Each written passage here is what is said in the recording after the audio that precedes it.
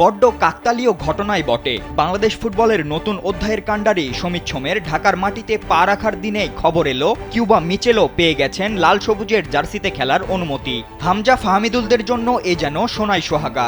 যদিও আগামী 10 জুন সিঙ্গাপুরের বিপক্ষে এশিয়ান কাপ বাছাই পর্বের ম্যাচে ইংল্যান্ড প্রবাসী এই খেলোয়াড়ের খেলার সম্ভাবনা একেবারেই ক্ষীণ। তবুও সুসংবাদটা যে মিচেল পেয়েই গেল। বুধবার ভোরেই সিঙ্গাপুরের বিপক্ষে ম্যাচ খেলতে ঢাকায় পা রেখেছেন কানাডিয়ান প্রবাসী সমিত সোম। এসেই জানিয়েছেন উচ্ছ্বাসের কথা। Excited to be here. It feels real now. So excited to meet teammates, get on the field, start training and get ready for the Singapore match. আর তার দেশের মাটিতে পা রাখার দিনেই ফিফার পক্ষ থেকে বাংলাদেশের হয়ে খেলার অনুমতি পেয়েছেন সদ্যই ইংলিশ প্রিমিয়ার লিগে ওঠা ক্লাব সান্ডারল্যান্ডের অনূর্ধ্ব 21 দলের নিয়মিত মুখ কিউবা মিচেল। স্যান্ডেলিনা সো, রূপচর্চায় আভিজাত্য। কিউবার বাবা জ্যামাইকান হলেও মা বাংলাদেশি হওয়ার সুবাদে ফিফার নিয়ম অনুযায়ী বাংলাদেশের প্রতিনিধিত্ব করার সুযোগ পেয়েছেন তিনি।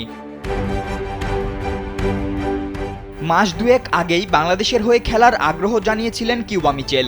এরপর বাফুফেও তাকে নিয়ে আসার উদ্যোগ নেয়। 1.5 মাসের ব্যবধানে জন্মনিবন্ধন ও পাসপোর্ট তৈরির পর ইংল্যান্ড ফুটবল অ্যাসোসিয়েশনের অনাপত্তিপত্রও পান কিউবা। আর সবশেষ আজ মিলে গেছে ফিফার আনুষ্ঠানিক অনুমতিও।